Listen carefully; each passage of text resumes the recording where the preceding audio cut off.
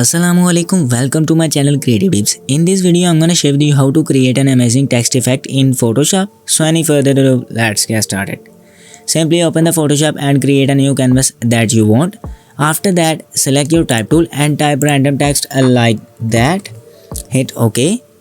Select the selection tool and hit Ctrl T on your keyboard to transform your text like that, and again hit OK. After that, align your text in the middle of your canvas like that, and right click on your text layer to convert to smart object. Go to the filter, blur gallery and choose erase blur. And here you can place the blur circle in the middle of text like that, and scale down the circle of your erase blur and hold shift to scale down your blur circle like this, and rotate your circle like that.